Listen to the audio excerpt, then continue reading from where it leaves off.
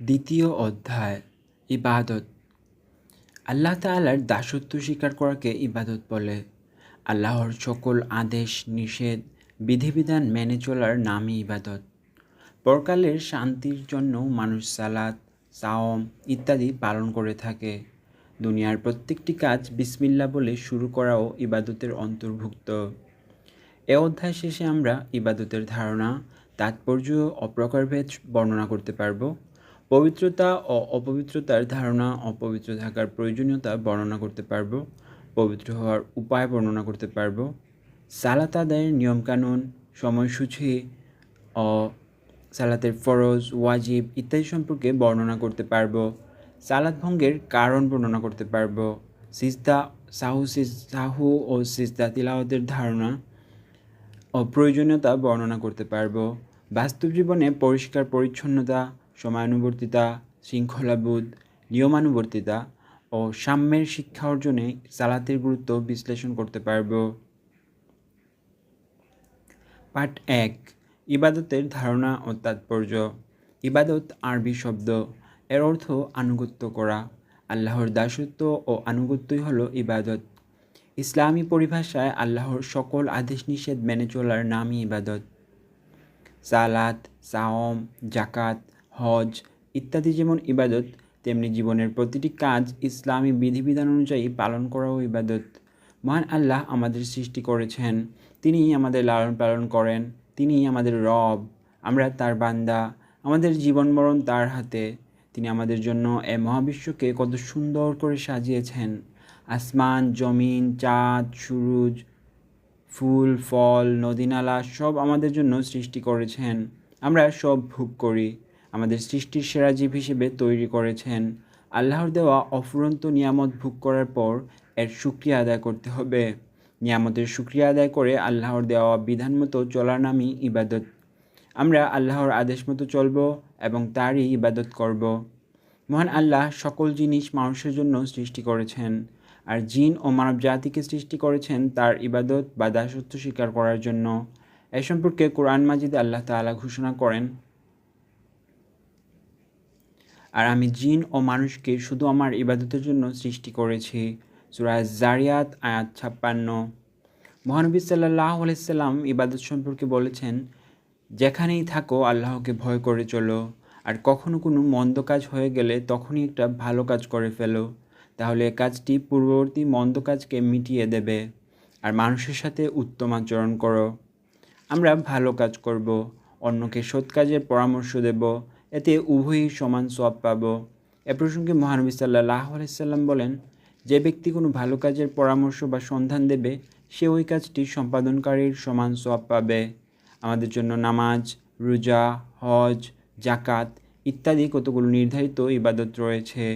এগুলো নবী করিম সাল্লাল্লাহু আলাইহি সাল্লাম যেভাবে আদায় করেছেন, আমাদেরকে করতে বলেছেন, আমরা ঠিক সেভাবেই আদায় করব। এভাবে মানুষ তার জীবনকে পরিচালিত করলে সমাজে শান্তি, শৃঙ্খলা, আনুগত্য ও অপরের প্রতি শ্রদ্ধাভক্তি বৃদ্ধি পাবে। ইবাদতের প্রকারভেদ। ইবাদতকে 3 ভাগে ভাগ করা যায়। 1, ইবাদতে বাদানি বা শারীরিক ইবাদত। 2, ইবাদতে মালি বা আর্থিক ইবাদত। 3, ইবাদতে মালি ও বাদানি বা শরীর ও অর্থ উভয়ের সংমিশ্রণে ইবাদত। শরীরের অঙ্গ প্রত্যঙ্গের সাহায্যে যে ইবাদত করা হয় তাকে বলা হয় ইবাদতে বাদানি বা শারীরিক ইবাদত, যথা দৈনিক 5 ওয়াক্ত নামাজ আদায় করা ও রমজান মাসে রোজা রাখা। ইবাদতের মধ্যে শারীরিক ইবাদত সবচেয়ে বেশি গুরুত্বপূর্ণ। অর্থের দ্বারা যে ইবাদত করতে হয় সেগুলোকে বলা হয় ইবাদতে মালি বা আর্থিক ইবাদত, যেমন জাকাত দেওয়া, সাদাকা ও দান খয়রাত করা ইত্যাদি।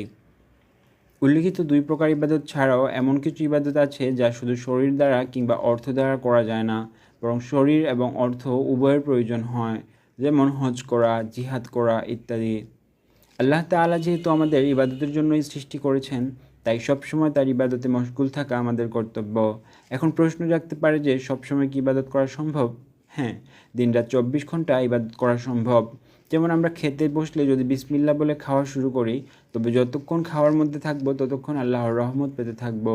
এটিই ইবাদত। পড়ার সময় যদি বিসমিল্লাহ বলে পড়া শুরু করি, তবে যতক্ষণ পর্যন্ত লেখাপড়া করব ততক্ষণই তা ইবাদত হিসেবে গণ্য হবে। স্কুলে যাওয়ার সময় বিসমিল্লাহ বলে যাত্রা শুরু করলে রাস্তার সকল বিপদাপদ থেকে আল্লাহ আমাদের রক্ষা করবেন। একজন অন্ধ লোক রাস্তা পার হতে পারছে না, তাকে হাত ধরে রাস্তা পার করে দিলে তাও আল্লাহর নিকট ইবাদত হিসেবে গণ্য হবে। এমনিভাবে সব সময় আমরা ইবাদতে মশগুল থাকতে পারি। ইবাদত করলে আল্লাহ খুশি হন, এতে দুনিয়ার জীবন সুখময় হয়, পরকালে পরম শান্তিময় স্থান জান্নাত লাভ করা যায়। আর যারা ইবাদত করে না, আল্লাহর নির্দেশিত পথে চলে না, আল্লাহ তাদের প্রতি অসন্তুষ্ট হন। তারা দুনিয়াতে শাস্তি পায় না, পরকালেও তাদেরকে জাহান্নামের কঠোর শাস্তি ভোগ করতে হবে। পার্ট 2, নাজাসাত। নাজাসাত আরবি শব্দ, এর অর্থ অপবিত্রতা। এটি তাহারাত বা অপবিত্রতার বিপরীত। শরীর থেকে যেসব জিনিস বের হওয়ার কারণে শরীর অপবিত্র হয়ে যায়, অথবা যেসব দ্রব্য কোনো পবিত্র বস্তুতে লাগলে তা অপবিত্র হয়ে যায়, তাকে নাজাসাত বা অপবিত্রতা বলা হয়। যেমন মলমূত্র, রক্ত ইত্যাদি। নাজাসাতের কারণে শরীর, কাপড় ও ব্যবহারিক জিনিসপত্র অপবিত্র হয়ে যায়। এ অবস্থায় তা পবিত্র করা একান্ত জরুরি। পবিত্র কোরআনে আল্লাহ তাআলা বলেন, আর তোমরা যদি অপবিত্র হয়ে যাও তবে বিশেষভাবে পবিত্র হবে।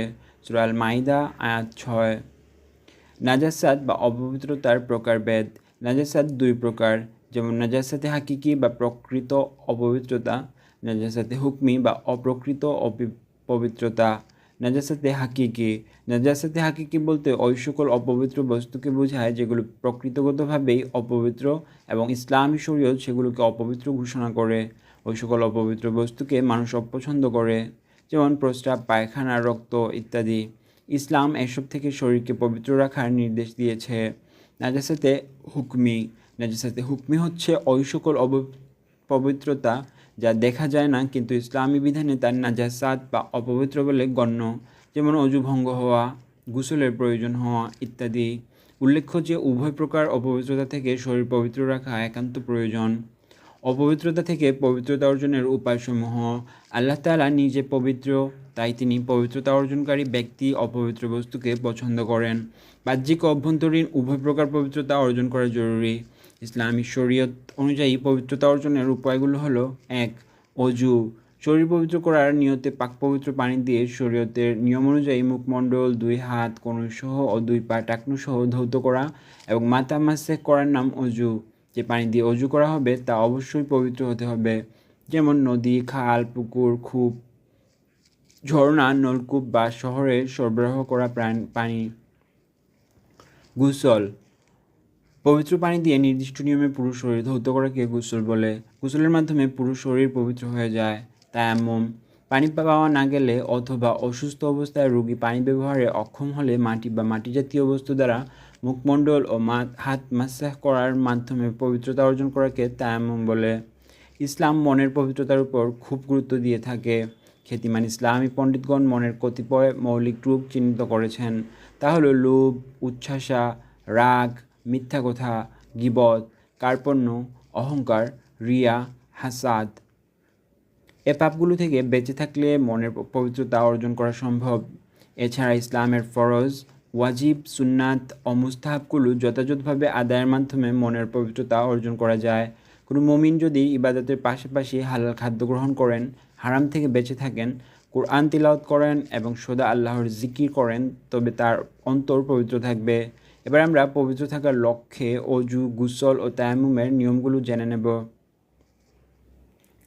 পার্ট 3, পবিত্রতা। পবিত্রতার আরবি প্রতিশব্দ তাহারাতুন। অজু, গোসল ইত্যাদির মাধ্যমে পবিত্রতা অর্জন করা যায়। ইবাদতের জন্য পবিত্র থাকা একান্ত প্রয়োজন। পবিত্র না হয়ে নামাজ আদায় করা যায় না। এ প্রসঙ্গে মহানবী সাল্লাল্লাহু আলাইহি সাল্লাম বলেন, পবিত্রতা ব্যতীত নামাজ কবুল হয় না এবং আত্মসাতের মাল দ্বারা সাদকা হয় না। পবিত্র থাকলে শরীর সুস্থ থাকে, মন প্রফুল্ল থাকে, লেখাপড়া ও কাজকর্মে মন বসে। আল্লাহ তাআলাও পবিত্রতা অর্জনকারীদেরকে ভালোবাসেন। এ প্রসঙ্গে আল্লাহ তাআলা বলেন, ওয়ালিল্লাহু ইউহিব্বুল মুত্তাহহিরিন। আর উত্তমরূপে পবিত্রতা সম্পাদনকারীদের আল্লাহ ভালোবাসেন। সূরা তাওবা আয়াত 108। রাসূলুল্লাহ সাল্লাল্লাহু আলাইহি সাল্লাম স্বয়ং পবিত্রতা ও পরিচ্ছন্নতার অতুলনীয় দৃষ্টান্ত ছিলেন। তিনি তার উম্মতকে পবিত্রতা অর্জনের জন্য বিশেষভাবে তাগিদ দিয়েছেন এবং পবিত্র থাকার জন্য বিশেষভাবে উদ্বুদ্ধ করেছেন। এ প্রসঙ্গে মহানবী সাল্লাল্লাহু আলাইহি সাল্লাম বলেন, পবিত্রতা ঈমানের অংশ। পবিত্রতার প্রকারভেদ।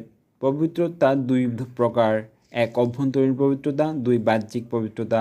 অভ্যন্তরীণ পবিত্রতা হৃদয়কে যাবতীয় শিরক, রিয়া, গীবত ইত্যাদি থেকে মুক্ত রাখার নাম অভ্যন্তরীণ পবিত্রতা।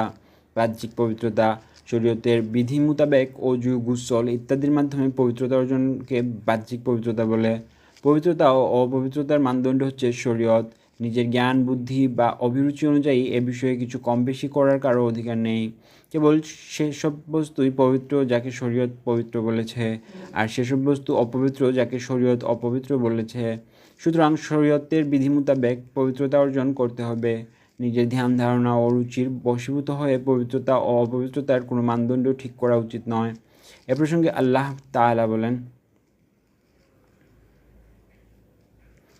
মা ইউরিদুল্লাহু লিয়াজআলা আলাইকুম মিন হারাজিন ওয়ালাকিন ইউরিদু লিইউতাহহিরাকুম। আল্লাহ তোমাদের উপর কোনো অসুবিধা রাখতে চান না, বরং তিনি তোমাদের পবিত্র করতে চান। সূরা আল মাইদা আয়াত 6। পাঠ 4। অজু। অজু আরবি শব্দ, এর অর্থ পবিত্রতা, পরিচ্ছন্নতা, উজ্জ্বলতা। ইসলামী শরীয়তের পরিভাষায় শরীর পবিত্র করার নিয়তে পবিত্র পানি দিয়ে শরীয়তের নিয়ম অনুযায়ী নির্দিষ্ট অঙ্গ প্রত্যঙ্গ ধোয়ার নামই অজু। অজুর গুরুত্ব। অজুর প্রয়োজনীয়তা ও গুরুত্ব বর্ণনা করে পবিত্র কোরআনে বলা হয়েছে, যারা ঈমান এনেছে জেনে রেখো, যখন তোমরা নামাজের জন্য দাঁড়াবে তার আগে নিজেদের মুখমণ্ডল ধুয়ে নিবে, তোমাদের দুই হাত কনুই পর্যন্ত ধুয়ে নিবে, মাথা মাসেহ করবে এবং উভয় পা গিরাসহ ধুয়ে নেবে। সূরা আল মাইদা আয়াত 6। ভালোভাবে অজু করলে মন প্রফুল্ল থাকে, শরীরের অঙ্গ প্রত্যঙ্গ সতেজ থাকে, ইবাদতেও একাগ্রতা আসে। এ প্রসঙ্গে মহানবী সাল্লাল্লাহু আলাইহি সাল্লাম বলেন, আমি কিয়ামতের দিন আমার উম্মতকে চিনতে পারবো। জনক সাহাবী প্রশ্ন করলেন, হে আল্লাহর রাসূল, কোটি কোটি মানুষের মধ্যে আপনি কিভাবে আমাদের চিনবেন? নবী করিম সাল্লাল্লাহু আলাইহি সাল্লাম উত্তরে বললেন, অজুর ফলে আমার উম্মতের মুখমণ্ডল এবং হাত পা উজ্জ্বলতায় ঝকঝক করবে, তাতেই আমি আমার উম্মতকে চিনতে পারবো। বুখারী ও মুসলিম। কাজেই অজুর ফজিলত বা মর্যাদা পাওয়ার আশায় আমাদের অতি উত্তম রূপে অজু করতে হবে। অজু পরিপূর্ণ হলেই ইমাম ও মুক্তাদি উভয়ের নামাজে পরিশুদ্ধ হয়, আর অজু অপরিপূর্ণ হলে নামাজে পরিপূর্ণতা আসে না। অজুর নিয়ম। মনে মনে পবিত্রতা অর্জনের নিয়ত করে বিসমিল্লাহ বলে প্রথমে দুই হাত কবজি পর্যন্ত ধুয়ে তারপর ডান হাতে পানি নিয়ে 3 বার কুলি করতে হবে। রোজা না থাকলে 3 বারই গড়গড়া করে কুলি করতে হবে। এরপর নাকে পানি দিয়ে 3 বার নাক পরিষ্কার করতে হবে। তারপর 3 বার সমস্ত মুখমণ্ডল এমনভাবে ধৌত করবে যাতে চুল পরিমাণ স্থানও শুকনো না থাকে। দাড়ি ঘন হলে খিলাল করতে হবে। এরপর 2 হাত কনুই সহ ধৌত করতে হবে। হাতে ঘড়ি, আংটি ইত্যাদি থাকলে তা নাড়াচাড়া করতে হবে যেন সবখানে পানি পৌঁছে যায়। তারপর 2 হাত ভিজিয়ে মাথা ও কান মাসেহ করতে হবে। মাসেহ করার সময় পুরো 2 হাত দিয়ে কপালের চুলের গোড়া থেকে পিছন দিকে ঘাড় সহ সম্পূর্ণ মাথা মাসেহ করতে হবে। তারপর 2 হাতের তালু পিছন দিক থেকে সামনের দিকে টেনে সম্পূর্ণ মাথা মাসেহ করতে হবে। মাসেহ করার পর 2 পা টাকনু সহ ভালো করে ধৌত করতে হবে যাতে একটুও জায়গা বাকি না থাকে। অজুর কাজগুলো পরপর করে যেতে হবে, অর্থাৎ এক অঙ্গের পর অন্য অঙ্গ সঙ্গে সঙ্গে ধৌত করতে হবে। অনেকক্ষণ থেমে থেমে করা যাবে না।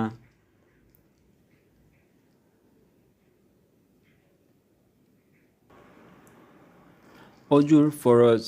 অজুর ফরজ 4টি। এই 4টির মধ্যে কোনো একটি বাদ পড়লে অজু হবে না। 1. মুখমণ্ডল একবার ধৌত করা। 2. উভয় হাত কনুই সহ একবার ধোয়া। 3. মাথার 1/4 মাসেহ করা। 4. উভয় পা গিরাসহ একবার ধোয়া। অজু ভঙ্গের কারণ: 1. প্রস্রাব পায়খানার রাস্তা দিয়ে কোনো কিছু বের হলে। 2. প্রস্রাব পায়খানার রাস্তা ছাড়াও শরীরের যে কোনো স্থান থেকে যে কোনো অপবিত্র বস্তু বের হয়ে গড়িয়ে গেলে, যেমন রক্ত, পুজ ইত্যাদি। 3. থুতু, কাশি ব্যতীত বমির সাথে রক্ত, পুজ, খাদ্য অথবা অন্য কিছু বের হলে এবং মুখ ভর্তি বমি হলে। 4. থুতুর সাথে বেশি পরিমাণ রক্ত এলে। 5. চিত হয়ে, কাত হয়ে অথবা হেলান দিয়ে ঘুমালে। 6. বেহুশ হলে।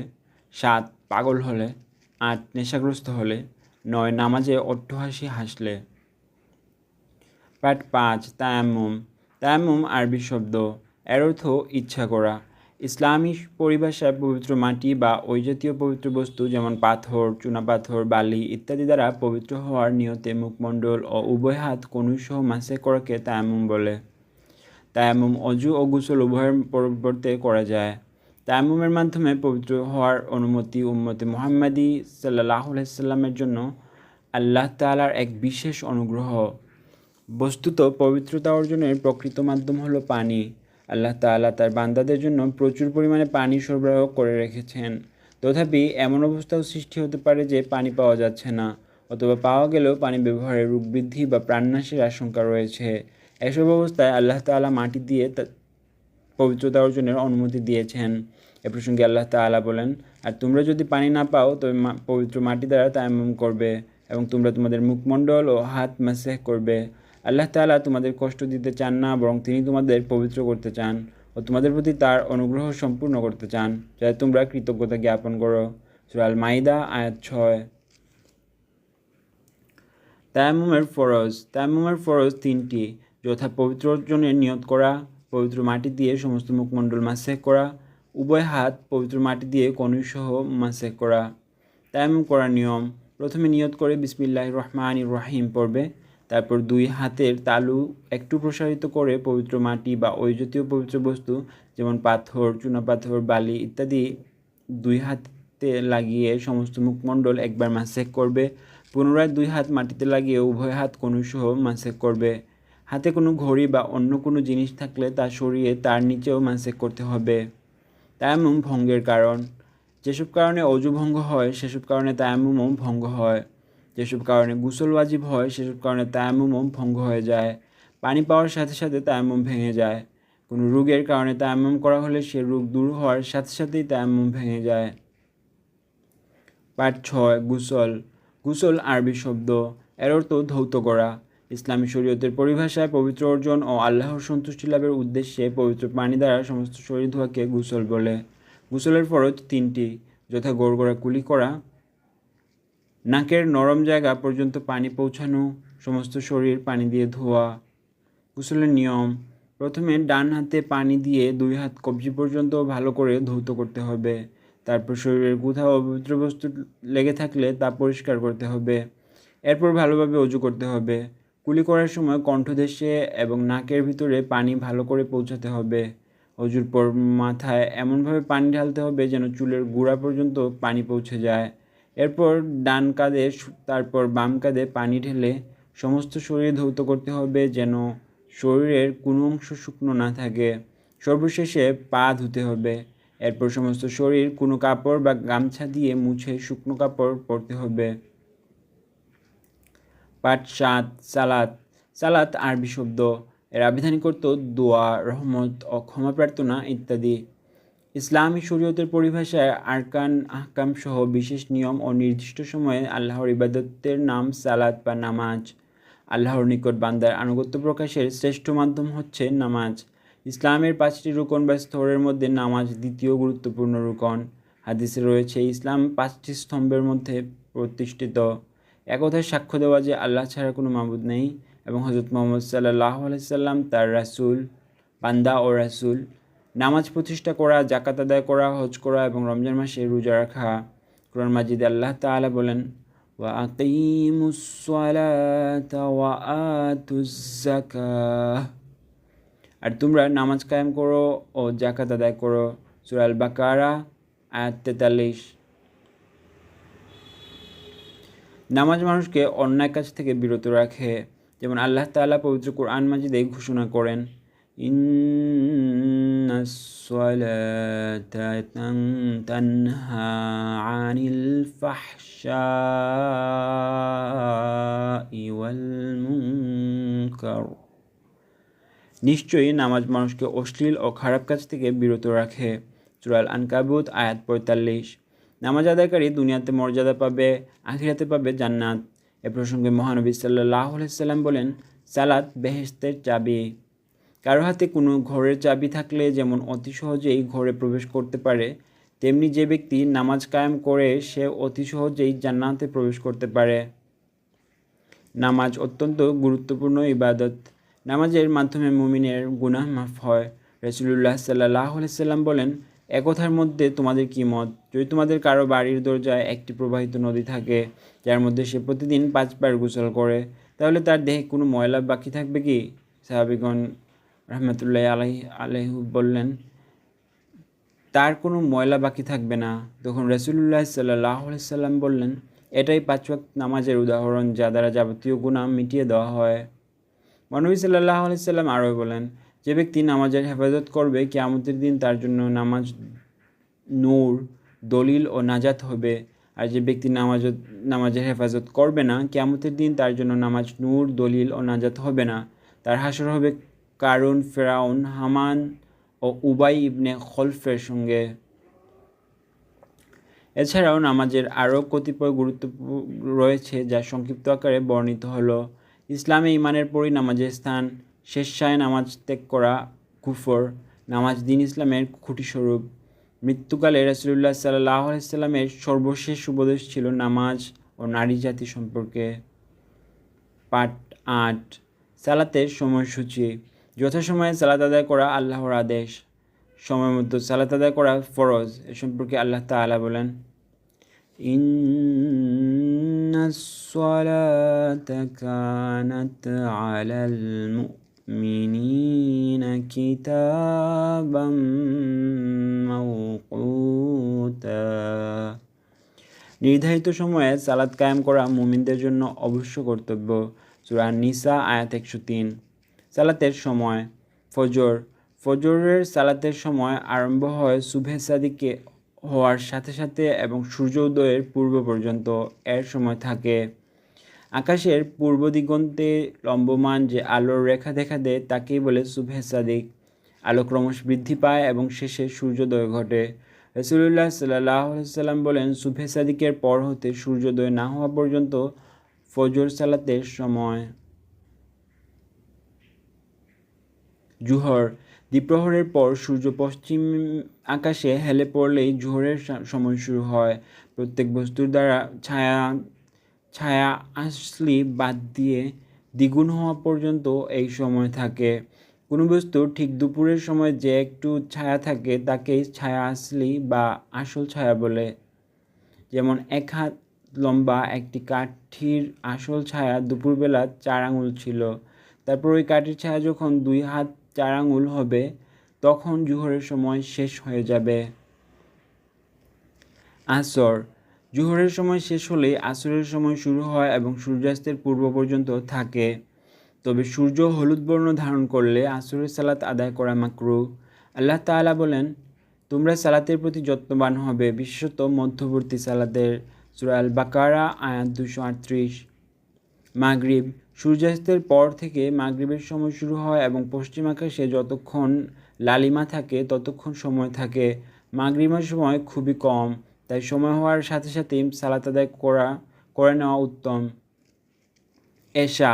মাগরিবের সময় শেষ হওয়ার পর এশার সালাতের সময় শুরু হয় এবং সুবহে সাদিকের পূর্ব পর্যন্ত থাকে। তবে রাতের প্রথম প্রহরের মধ্যে এশার সালাত আদায় করা উত্তম। রাত দ্বিপ্রহরের পর আদায় করা মাকরুহ। বিতর। বিতরের আসল সময় শেষ রাত, তবে এশার সালাতের সাথেও আদায় করা যায়, কিন্তু এশার আগে পড়া যায় না।